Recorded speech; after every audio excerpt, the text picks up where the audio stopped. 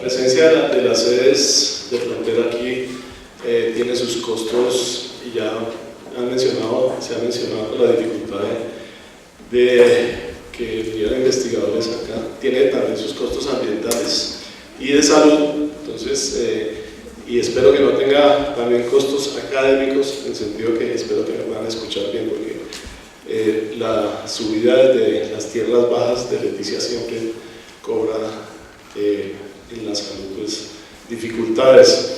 Primero pues quiero agradecer a la profesora María Clara y a los demás organizadores del evento.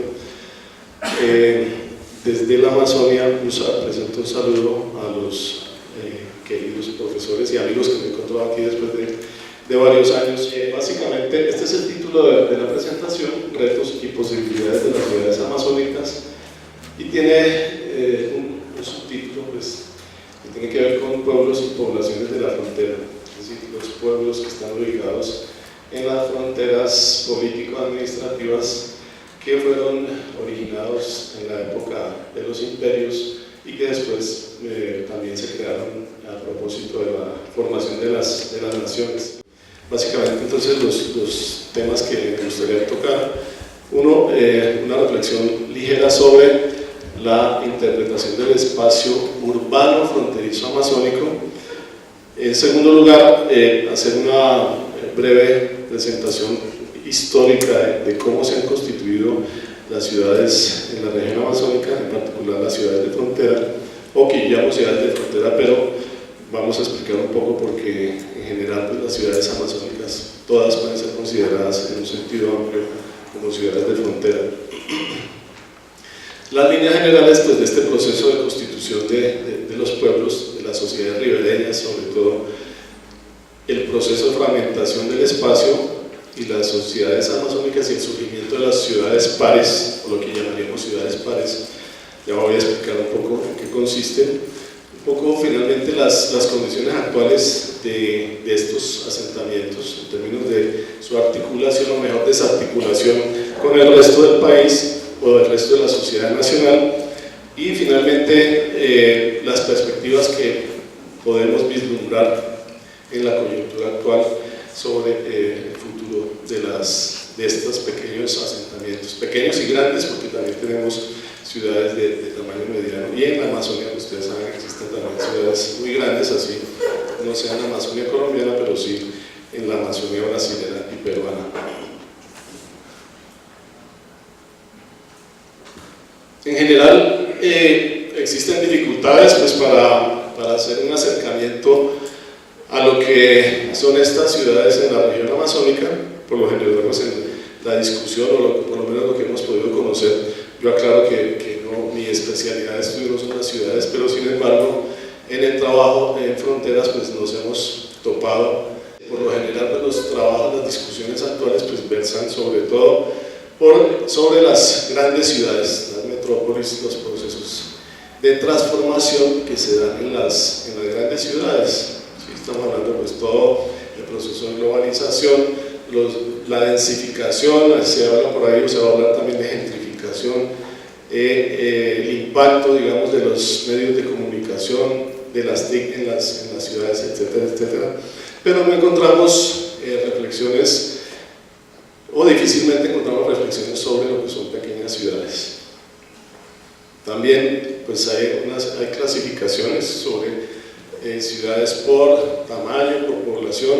Ya les decía que en Amazonia encontramos grandes asentamientos urbanos como Manaos y Belén, pues que superan los 2 millones de habitantes, ¿cierto? Hasta pues, las ciudades colombianas pequeñas. También hemos visto algunas perspectivas o intentos de abarcar no solamente a las grandes urbes, las metrópolis, en los estudios. En el caso brasilero, que es un poco, pensaré yo, el más cercano a nuestras condiciones, tenemos recientemente unos trabajos pues, que tratan también de hacer otro tipo de miradas de las ciudades. ¿Sí? Por ejemplo, hay un trabajo que no recuerdo en este momento el autor, pero se plantea, por ejemplo, que existe una clasificación que puede abarcar lo que son los lugares centrales, las metrópolis, metrópolis, las grandes ciudades, pequeños centros especializados, de acuerdo también a su función, otros pequeños centros transformados en reservas de fuerza de trabajo. Algunas de las ciudades amazónicas son reflejo de esto. Pequeños centros en áreas con escasa población y desarrollo económico, pero no encontramos, digamos, una tipología ni acercamientos un poco a lo que son las ciudades de frontera, que tienen particularidades no solo espaciales, sino también históricas y sociales que no es fácil encontrar, digamos, en estos encuadramientos teóricos. Entonces, la primera, ya pues, intentando hacer un trabajo en lo que son nuestras ciudades amazónicas, tenemos una división en general, pues hablamos y les mencionaba hace un rato que todas las ciudades amazónicas pueden ser entendidas como ciudades de frontera, dependiendo también de la concepción de frontera que tengamos, y en general uno podría pensar que tanto en el pasado como en el presente las ciudades o los asentamientos en la Amazonia son producto de procesos históricos y de transformación espacial también, producto por ejemplo de los frentes de expansión y control fluvial y territorial de los imperios portugués y español. Estamos hablando en este caso de la constitución de ciudades como Belén o Manaos. Belén, que fue una ciudad que se creó en 1616 como inicio del proceso de expansión portugués en la región amazónica. Todavía los españoles en esa época estaban muy lejos en los Andes, estaban también tratando de descender los Andes a buscar las regiones bajas, a buscar la Amazonia, pero se van a encontrar mucho después, como vamos a ver más adelante. Tenemos ciudades que son producto de los frentes extractivos, sobre todo de recursos naturales y de la biodiversidad. En algunos casos, estos pueblos que se iniciaron como frentes de expansión también se convirtieron en los centros de extracción de recursos naturales. Por ejemplo, Manaos era una ciudad de 50.000 habitantes, de 3.000 o 5.000 habitantes a fines del siglo XIX, pasó en la primera década del siglo XX a tener 50.000 habitantes y hoy pues tiene más de 2 millones de habitantes. También hay ciudades que son productos del proceso de expansión, de lo que llamaríamos la expansión de la fe. O sea, muchas de las ciudades misioneras, de las ciudades amazónicas, fueron ciudades misioneras. Es decir, en el caso de lo que hoy es Colombia y los países andinos, eran los pueblos de misión.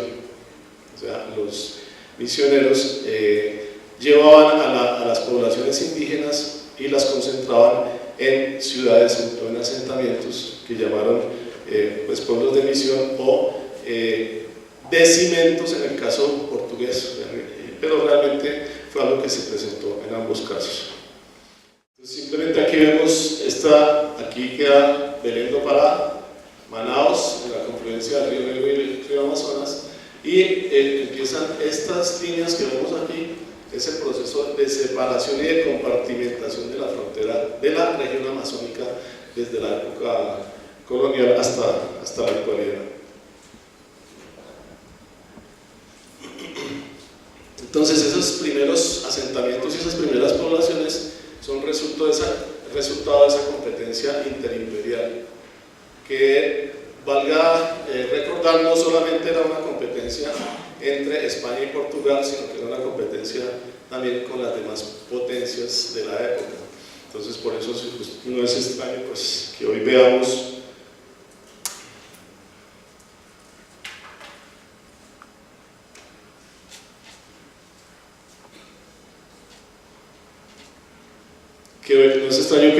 que este mapa de la separación de la región amazónica haya pasado por ese proceso primero de la primera división amazónica, sí, que fue la división en imperios, y estamos hablando más o menos de el dominio que alcanzó Portugal en la Amazonia y el dominio hispano que se extiende por las 5 repúblicas hoy andino-amazónicas, pero también la presencia de las otras potencias, ¿no? Que la Guyana holandesa, inglesa, holandesa y la Guyana francesa, que es el único territorio hoy ultramarino, todavía colonia, que existe también en América.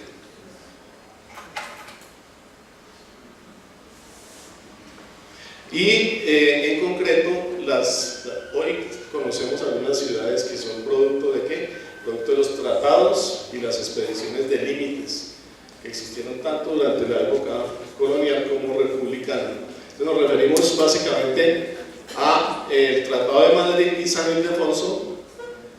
¿Y cuál es la importancia de estos tratados? La importancia en sí no fue la firma de tratados o su cumplimiento, no, sino las expediciones que se formaron en torno a cada uno de estos tratados.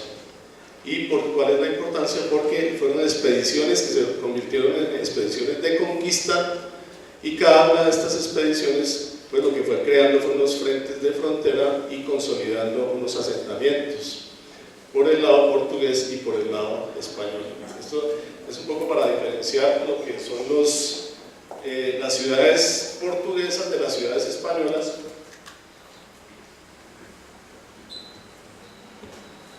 Es que las primeras básicamente eran frentes, eran fuertes militares. Este es el fuerte de Tabatinga, antes de que se destruyera, y que hoy es el origen de Tabatinga, y ciudades misioneras, como era el caso del origen de la anterior Leticia, que era un pueblo misionero. Entonces eran un poco las dos modalidades de control territorial que tenía cada una de las potencias.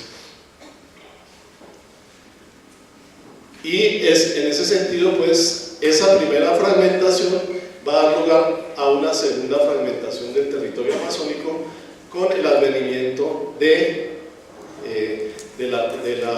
los procesos de independencia. Pues básicamente ya termino esta, digamos, presentación del origen histórico de nuestros pequeños pueblos y ciudades de frontera. Cuando se presenta el proceso independentista, ¿sí?, que encontró a la Amazonia todavía sin una delimitación imperial, en la época imperial, pero significó la compartimentación en 5 repúblicas andino-amazónicas, pues significó una nueva fragmentación del espacio y del territorio amazónico y un nuevo impacto sobre las sociedades ribereñas y sobre las sociedades que habían habitado la región durante ya centenas e incluso miles de años.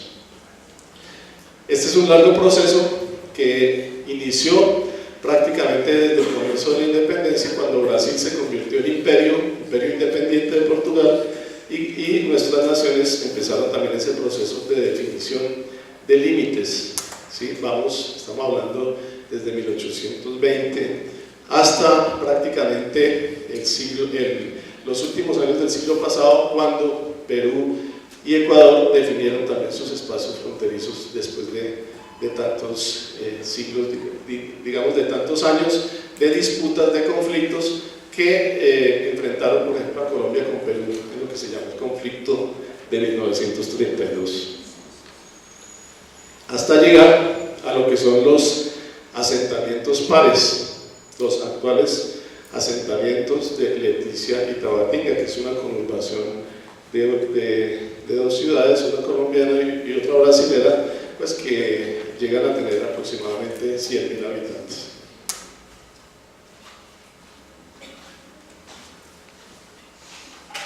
Entonces, un poco en síntesis, en la época de las comisiones de límites de los tratados de Madrid, pues surgen lo que llamaríamos las primeras ciudades pares, y entendemos como ciudades pares, las preferimos llamar así en lugar de, los brasileños hablan de ciudades gemelas, pero como vamos a ver, son ciudades o asentamientos que tienen mucha diferencia unos de otros, o sea, no pueden ser gemelos porque son ciudades muy distintas las que hay a un lado y al otro de nuestros territorios.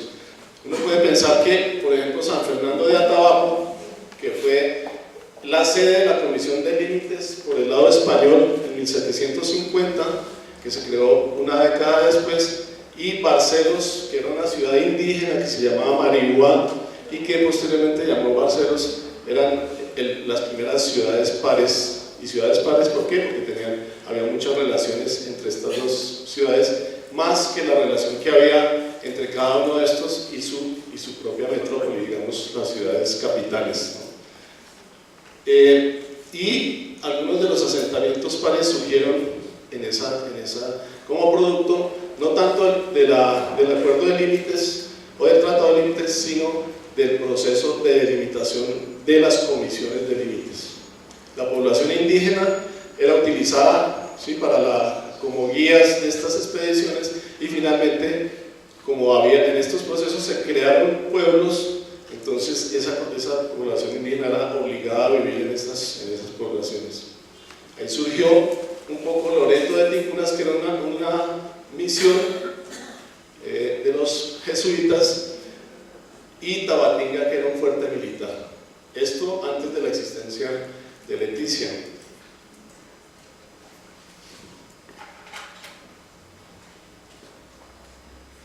Y aquí tenemos más o menos la situación de las ciudades pares en la actualidad. Entonces tenemos básicamente Leticia y Tabatinga. Ya no son ciudades o asentamientos que se separan por 60 o 70 kilómetros, sino que se han convertido en una sola ciudad, una conurbación fronteriza, al lado también de Santa Rosa, que queda al lado en la orilla peruana del río Amazonas. En este caso, con el surgimiento de las naciones, también se crean no solamente ciudades pares, sino ciudades triples, ¿sí?, o conurbaciones triples, porque en este caso encontramos aquí la confluencia de Perú, Colombia y Brasil, pero aquí arriba también encontramos la confluencia de Venezuela, Colombia y Brasil, o abajo la de Perú, Bolivia y Brasil, entre otras. Entonces surgen esta serie de asentamientos. Hay algunos de ellos que son asentamientos grandes. Estamos hablando de Tabatinga y Leticia, ya les decía, más o menos 90.000 personas. Tenemos aquí Puerto Leguízamo. El origen de Puerto Leguízamo es la guerra con el Perú, cuando Cándido Leguízamo, que es un soldado colombiano, muere allí y pasa de llamarse Caucayá, que era una especie de agencia, digamos, aduanera, ¿sí?, y también fue una prisión, porque la Amazonia, ustedes saben, también era el sitio a donde se llevaban a los prisioneros más peligrosos para el establecimiento. De ahí surgió Gorgona y surgió la prisión de Caucayá en 1920.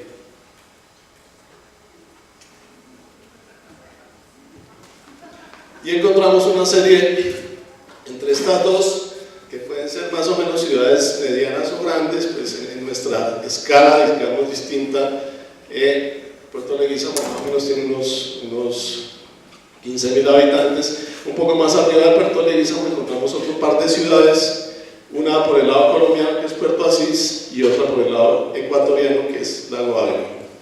¿Y cuál es como la tónica de estos asentamientos? Es que encuentra una muy fuerte interacción entre cada una de estas ciudades, más que entre las mismas ciudades del propio territorio nacional. O sea, aquí entre El Encanto y Santa Mercedes, que son asentamientos de unas 500 o 600 personas, hay muchas más relaciones que entre El Encanto y Puerto Alegría, o que entre El Encanto y Leticia. Ese es uno de los síntomas también de la desarticulación que tienen nuestros asentamientos y nuestras ciudades fronterizas amazónicas, por lo menos por el lado colombiano, pero también por el lado de los otros dos países.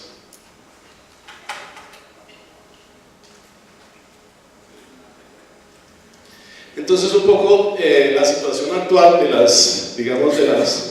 de estas ciudades y pueblos ribereños, porque gran parte de ellos están ubicados, pues, en las orillas de los grandes ríos amazónicos, es que encontramos una serie de asentamientos que, como les decía, tienen más interacción con el vecino del otro país que con su propio centro político, incluso a nivel departamental. Entonces encontramos que la constante entre todos estos asentamientos es la incomunicación física con los asentamientos fronterizos nacionales, con el resto de territorios departamentales amazónicos y con los centros nacionales. ¿Y eso qué importancia tiene? Es porque eso más o menos nos dice hacia el futuro por dónde debe ir el proceso de integración de estas poblaciones y de integración nacional y de integración transnacional, si queremos llamarlo así. Son asentamientos donde los transportes y las comunicaciones son muy precarias. Hay como dicen, un limitado impacto de los procesos de globalización. Hay que señalar que la difusión del Internet y la telefonía celular ha causado, digamos, importantes impactos sobre las poblaciones ribereñas, ¿cierto? Pero eso en un proceso de transformación muy lenta y precaria de los sistemas de transporte. El resultado es que la región amazónica, hoy las ciudades y pueblos amazónicos están totalmente desarticulados todavía en el proceso de consolidación y de creación de la nación no se ha podido constituir o no se ha podido crear lo que se llamaría la región amazónica en términos de unos centros urbanos interconectados. Entonces ustedes saben que si ustedes quieren ir a cualquier ciudad de la Amazonia, desde la Amazonia no se puede. Si yo tengo que, incluso a los sitios del departamento del Amazonas, para poder ir a veces de Puerto Leguízamo a Leticia o de las otras ciudades, tengo primero que venir a Bogotá y después devolverme a la ciudad amazónica que quiera. Si es Mitú o si es cualquiera de las capitales departamentales, no hay conexión entre esas capitales, entonces hay una separación física que muestra que todavía la Amazonia colombiana pues no está integrada al resto del país. Esto no es una gran novedad reconocerlo hoy todavía. Y además pues que los asentamientos de frontera pues son los sitios donde más se hace evidente no solamente la ausencia del Estado en términos de políticas públicas, sino la precariedad de las condiciones de vida de la gente, en términos no solo de comunicaciones, sino de marginalidad, de ausencia de servicios públicos, de informalidad, de ilegalidad, ¿cierto? Y por eso cuando uno va a cualquiera de estos sitios, digamos, la presencia del conflicto armado y todo esto pues es muy evidente, porque las mismas tropas del ejército le aconsejan a los gobernantes que no vayan por allá porque eso está lleno de guerrilleros. Y cuando uno está visitando las zonas de estas zonas, dicen por aquí no vienen ni los guerrilleros, o sea, porque realmente ahorita no hay negocios, no hay plata, entonces ellos a qué vienen. Entonces un poco eso muestra cuál es el estado pues, si se quiere, de abandono, de aislamiento, etcétera, de las poblaciones de frontera. Y el otro asunto es que estos asentamientos todavía hoy están inmersos dentro de un ordenamiento territorial que se declaró desueto con la Constitución del 91, que como ustedes saben creó la promesa del ordenamiento territorial, de la creación de la LOT, de la Ley Orgánica de Ordenamiento Territorial, y la promesa también de la creación de las entidades territoriales indígenas. Pero lo cierto es que muchos de estos asentamientos hoy corresponden a estructuras político-administrativas que son no solo inconstitucionales, sino que no existen en el ordenamiento político jurídico de nuestro país. Por ejemplo, los resguardos indígenas pues no han sido reglamentados, hasta ahora se están siguiendo los procesos de consulta previa para la creación de las ETIs, de las entidades territoriales indígenas, o estos asentamientos están o son cabeceras corregimentales. La figura de corregimiento departamental es una figura que no existe en la Constitución, ha sido declarada inconstitucional, sí, pero allá existen todavía corregimientos departamentales en los departamentos de Amazonas, en los departamentos de Guainía y el departamento de Bogotá. O sea, son figuras en donde no puede haber inversión, en donde no hay estructura de gobierno, y donde la organización social también es muy precaria, con excepción pues, de los procesos de organización política de los grupos indígenas.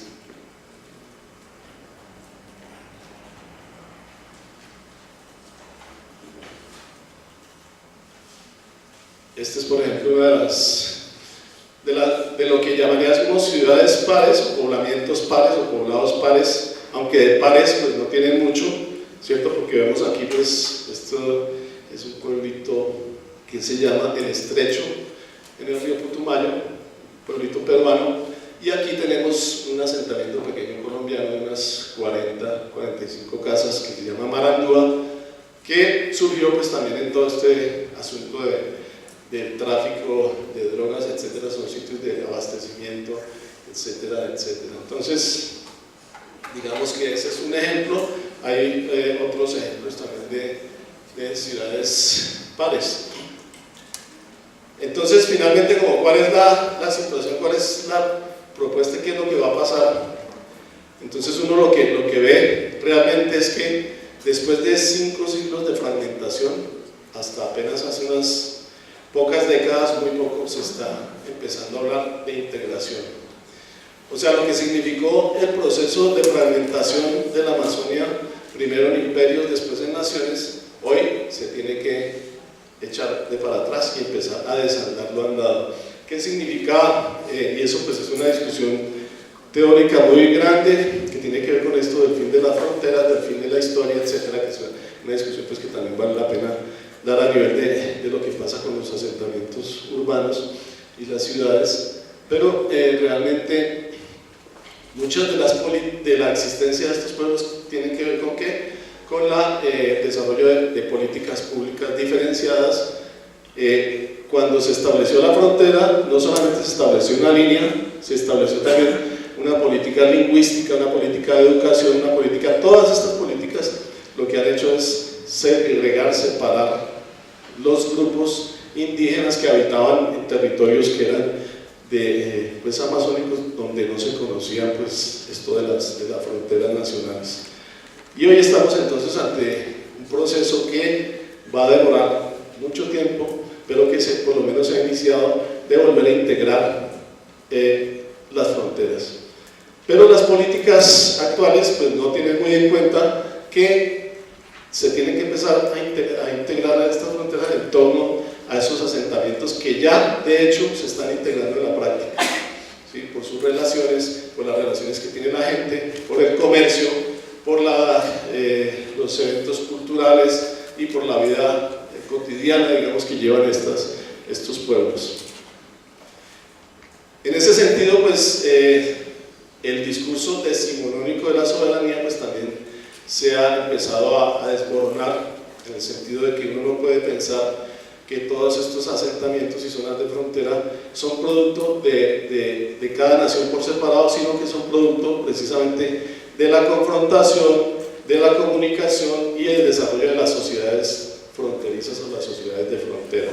Y en ese sentido, cuando se plantea que allí lo que debe haber son zonas de integración o zonas transfronterizas donde se pone en cuestión el control de cada estado, por lo menos en algunos de los temas importantes, entonces hay que manejar un concepto distinto de soberanía, y en estas zonas es donde ese concepto pues se hace más difícil de llevar a la práctica y donde entra también en crisis. Tenemos en el caso del Brasil, por ejemplo, aquí vemos la frontera, esos punticos verdes que ustedes ven allí son las estaciones, los batallones de frontera que tiene Brasil en la faja de frontera. Brasil tiene una política de fronteras que se expresa en las fajas de frontera. Es un corredor de 150 kilómetros que va por toda la frontera de Brasil con los demás países. Y si ustedes miran la frontera de Colombia con Brasil, está plagada de, digámoslo así, de batallones de ejército. ¿Y esto qué significa? Que las prospecciones es que si en la frontera de Colombia con estos países, pero sobre todo con Brasil, existe más o menos, se está pensado en tener hasta 50 batallones o 50 pelotones de frontera, ¿cierto? ¿Esto qué significa? Más de 20.000 militares en la frontera con Colombia. Eso porque se empezó a plantear hace unas 2 décadas que el problema de la seguridad nacional brasilera era un problema que tenía que ver con el conflicto armado de Colombia, con la presencia de las FARC y con el narcotráfico. Si ustedes ven, es la frontera más custodiada, más que incluso la peruana y boliviana.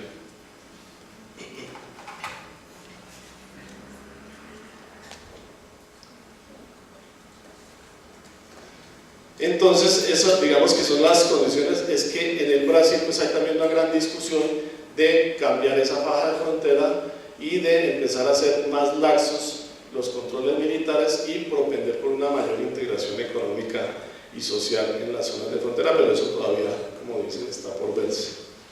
Finalmente, hay otras promesas que tienen que ver con la integración amazónica. Una de ellas es la iniciativa de integración regional de la región americana, de toda América, es el IRSA, y el IRSA entre sus propósitos tiene conectar la Amazonia brasilera y el Brasil con el Pacífico.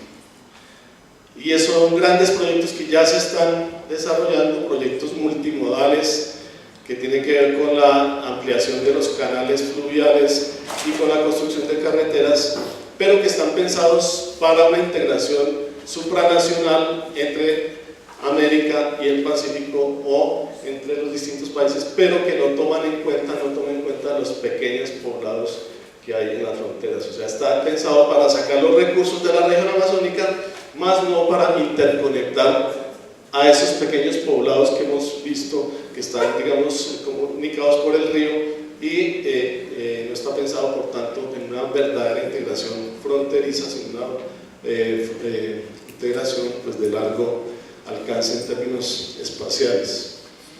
Los retos que tienen todavía estas ciudades para integrarse, ¿sí?, tienen que ver, ya les mencionaba, con la ausencia de un proceso de la finalización del proceso de ordenamiento territorial, del reconocimiento de las entidades territoriales indígenas, y en este sentido pues nos preguntamos hacia dónde va la actual política de fronteras. Hay un complejo de fronteras que está en discusión, pero que repite los males de las políticas de fronteras que tenemos vigentes, en el sentido de que no consulta adecuadamente a la gente que vive en las fronteras. Entonces, por eso tenemos muchas dudas de que realmente este complejo de fronteras resuelva los problemas que ya se plantearon con las anteriores leyes de fronteras.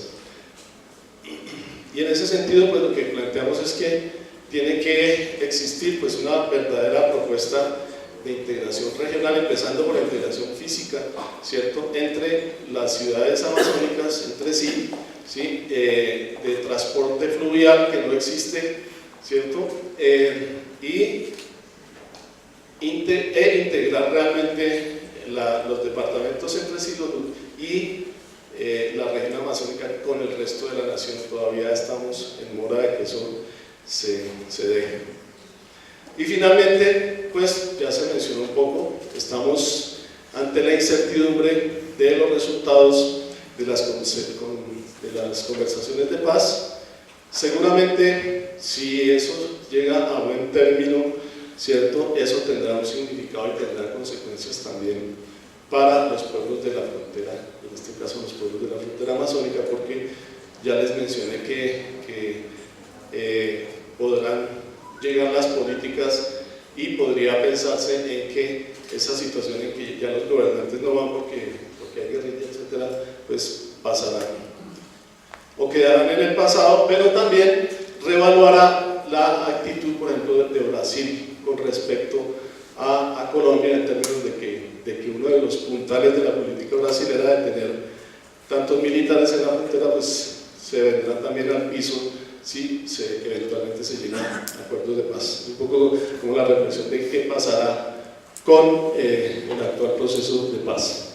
Entonces, básicamente esto era lo que yo les quería presentar. Espero pues que si hay preguntas y si también esta perspectiva pues sea para debate en el foro, pues bienvenido sea y muchas gracias.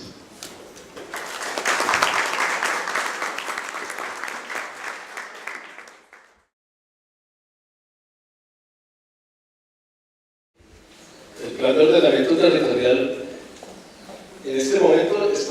proceso de formulación de nuevo. Creo que es algo que se ha presentado durante más de una década. Incluso por aquí tenemos a Germán Vallejo, que era el jefe de planeación del Amazonas hace unos 10 años. Yo en esa época era el presidente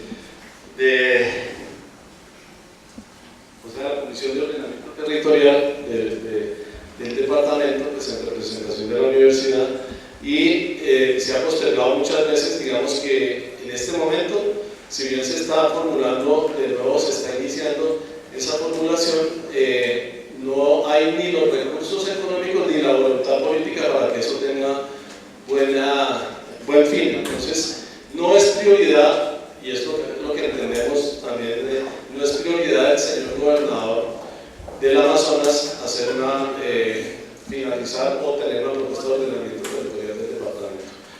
Y en ese sentido también pensaba yo que los demás departamentos amazónicos un poco están como por la misma tónica, ¿cierto? Porque no hay una perspectiva tampoco regional en ese sentido. En Baupés también se está haciendo el proceso de formulación del POT, creo, y también del esquema de ordenamiento de MITU, ¿cierto? Pero son procesos que encuentran todas las dificultades, empezando por lo que uno dice es que la voluntad política desde el gobierno central y desde el Estado central pues es muy débil. Entonces, digamos que somos muy escépticos que eso realmente tenga buenos frutos. El proceso que también se está surgiendo y el cual tenemos como mejores expectativas es el de la reglamentación de las entidades territoriales indígenas. A pesar de que llevamos 20 años con ese cuento, hace 2 años se sancionó la ley orgánica, pero volvió a dejar el asunto de las entidades territoriales por fuera de toda la propuesta pues, de organización política y jurídica, sobre todo en la región amazónica. Entonces hay un poco dos perspectivas, que una tiene que ver con que los territorios que actualmente son corregimientos departamentales pasen a convertirse también en resguardos como entidades territoriales plenas, pero también está la propuesta de municipalización, ¿cierto? Y de municipalización porque hay algunas, incluso los mismos líderes indígenas o la misma población indígena tiene una ambigüedad en ese sentido, porque en algunos municipios como los del Cauca, pues los pueblos indígenas más o menos tienen un control político y pueden acceder al control en sus territorios de resguardo, y les conviene a veces tener mejor la figura del municipio, ¿cierto?, que la de resguardo o entidad territorial indígena. Entonces hay una discusión, digamos, también entre las propuestas de municipalización. Hay algunos pueblos que incluso se han creado por fuera de toda esta discusión, como pueblos mineros, sobre todo Taraira, que es un corregimiento del Baupés, donde simplemente por decisión política se creó un pueblo minero de extracción de oro. Realmente es un pueblo, ya después de haber sacado el poco oro que existía a nivel superficial, pues que está en total decadencia, ¿cierto? Porque fue una, digamos, concesión también a las empresas mineras, y actualmente, no sé si ustedes se han dado cuenta, que hay un gran debate sobre las licencias mineras en toda la región amazónica. Entonces, y de eso depende un poco que gran parte pues, de lo que hoy se mantiene o se conserva en la región amazónica desaparezca, si en efecto la minería de gran escala y las transnacionales de la minería pues, llegan a sentarse en el territorio amazónico. Pues se está tratando de desmontar eso, por lo menos por parte de las asociaciones de autoridades tradicionales, pero dentro de la misma población indígena, que sigue siendo la mayoría en estos departamentos, pues tampoco hay una unidad de criterios, ¿no? Porque como la táctica de las transnacionales es llegar y negociar con cada comunidad, ¿cierto?, ofrecer prebendas, entonces no hay entre la misma población indígena, digamos, acuerdos finales sobre esto. Y eso pues tiene que ver también un poco con qué posibles desarrollos urbanos va a tener la región si estas concesiones mineras pues, se llegan a realizar. Es un comentario relacionado con Yo adelanto actualmente un trabajo sobre los países andino-amazónicos, excepto Venezuela, y un proyecto que estamos interesados en adelantar con colegas de la Universidad Nacional de Bogotá y por supuesto con Carlos Elías también, está relacionado con las ciudades del futuro, llamado en la Amazonia de Bolivia, Perú, Ecuador y Colombia. Porque a diferencia de Colombia, Bolivia, Perú y Ecuador han venido construyendo una política de fronteras que este país jamás ha tenido. Y hay ciudades sorprendentes en todo este corredor amazónico de contacto, incluso antes amazónico. Es sorprendente la transformación de Leticia, por ejemplo, en los últimos 2 décadas, como son sorprendentes las transformaciones de las ciudades peruanas y bolivianas en la Amazonia. Es decir, son ciudades que con un sincretismo tal en que queda en evidencia que si bien están marginadas de los centros andinos, por ejemplo, hay una presencia evidente del capital multinacional. Por ejemplo, las exploraciones mineras, que incluyen tanto hidrocarburos como minería de otro tipo, la presencia del capital financiero, la presencia de las comunicaciones. En ese corredor amazónico desde Puerto Nariño hasta Leticia hay mejor señal celular que en muchas ciudades del interior andino colombiano. Entonces, el mapa que usted muestra con la presencia de los batallones brasileños en la frontera colombiana y el avance de esas apuestas del capital transnacional están presentes en un sector que para los investigadores del interior de este país, o para muchos, es muy desconocido. Entonces, pienso que la Academia Colombiana tiene un reto, me parece muy interesante el trabajo de Carlos, pero estamos trabajando en 2 asuntos complementarios. Carlos está interesado en pueblos y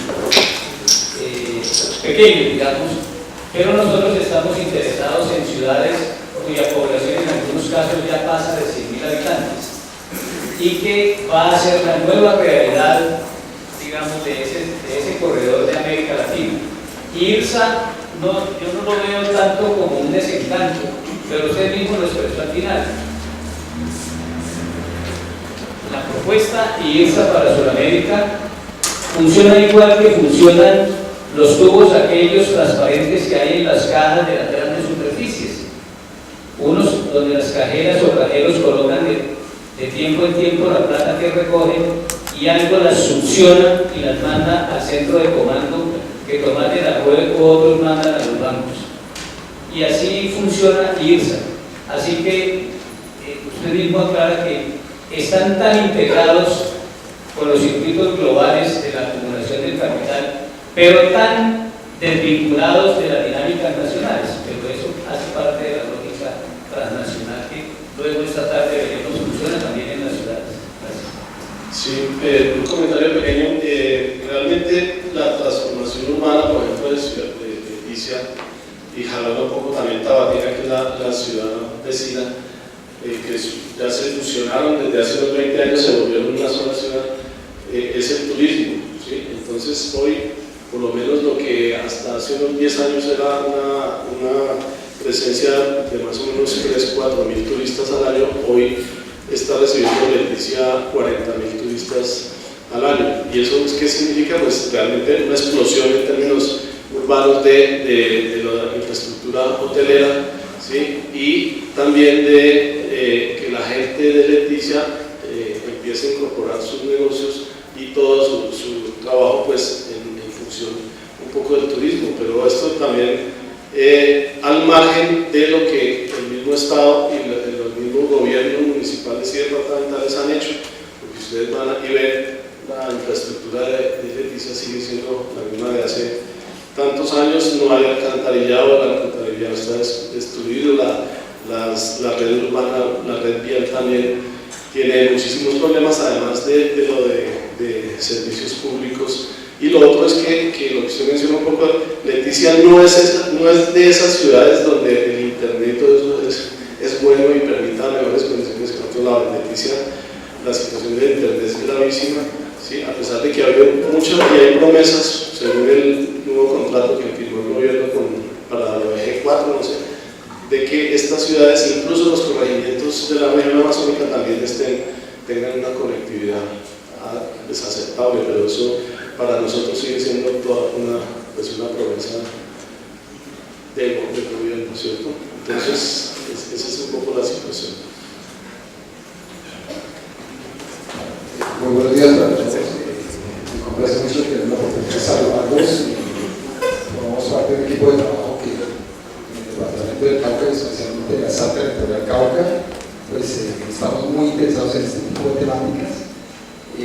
Doctor, a propósito de esa referencia que usted hacía de la fragmentación del territorio de 5 siglos atrás, los imperios pasaron a las naciones, pues me surgía de alguna manera la inquietud en relación con, ¿acaso es connatural a la esencia del ser humano pensar que ideológicamente estamos llamados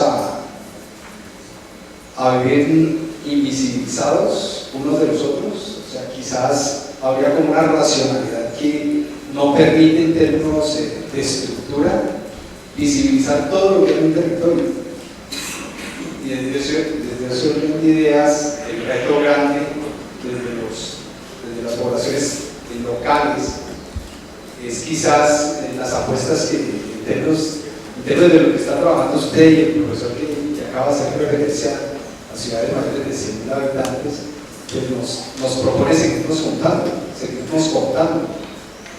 Creería yo que ahí hay un terreno por abordar, más desde cómo logramos que ideológicamente eso sirva para visibilizarnos en función del territorio y no tanto en función de las estructuras. Una cosa es, lógico, ese proceso de fragmentación de las naciones, también hasta lo que tenemos hoy, el Estado-Nación como la entidad, como se trataba de recipiente del poder por excelencia de la época actual, pero también están los procesos de integración también y procesos que el mismo capitalismo ha proporcionado y que es lo que ha llevado a la discusión actual de, entre comillas, el fin de las fronteras, el fin de la historia, etcétera, etcétera. Así que yo pensaré que tampoco es tan cercano y que también es algo que está en discusión realmente si, lógicamente, esa propuesta por la integración de estos pequeños asentamientos en algún sentido es, como les decía, desandar el camino andado de la separación de las políticas públicas y de las naciones, ¿cierto? Por procesos de integración que pueden ser también negativos y positivos si los vemos desde esa perspectiva, por ejemplo, de la globalización actual, ¿cierto? Y del derecho, pues, de los pueblos de las fronteras y de los pueblos indígenas y de estas sociedades también pues, a su determinación, a su autodeterminación y a su desarrollo desde sus propias perspectivas. Mi nombre es María Teresa Arcila, vengo del Instituto de Estudios Regionales. Yo quisiera que el profesor Zárate, pues, saber si puede hacer algunos apuntes en relación con esa situación de contacto que se da entre poblaciones fronterizas, contacto entre sociedades diversas culturalmente, que genera relaciones de interculturalidad, que son también una riqueza y una potencialidad muy grande en estas zonas de frontera, que son por lo general, esas riquezas por lo general invisibilizadas. ¿Qué podría? Yo sé que cada lugar y cada ciudad par o cada ciudad pares son situaciones particulares y relaciones interculturales complejas, pero bueno, también poder entender si esos límites nacionales o internacionales entre países han logrado crear separaciones, divisiones, diferencias, o tal vez en otras situaciones han sido inocuas y lo que se da son continuidades porque las comunidades que habitan ahí en esos territorios culturalmente. Bueno, ¿cómo esa diversidad de las relaciones interculturales en poblaciones fronterizas? Bueno, yo un asunto muy complejo del proceso de la constitución de lo que llamaremos las sociedades de frontera.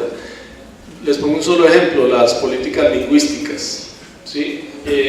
Cuando se firmó el tratado entre Colombia y Perú y se definieron las fronteras con Brasil por ahí en el siglo pasado, las primeras décadas, lo que primero hicieron los estados pues, fue implementar políticas lingüísticas muy separadas, cada uno un poco en términos de lo que es, por ejemplo, por el lado de Brasil, pues la portugalización y la lengua portuguesa dentro de las comunidades indígenas. Estoy hablando, por ejemplo, del grupo ticuna, que son más o menos hoy como más de 40.000 indígenas ticunas separados, están dispersos en los 3 países, pero cada porción, los ticunas brasileños, que son más de la mitad, pues hablan portugués y dialectos portugalizados y brasilerizados de la lengua portuguesa. El ticuna es un ticuna distinto al que hablan los ticunas colombianos y distinto al que hablan los ticunas peruanos, o sea que esas políticas lingüísticas han ocasionado esa separación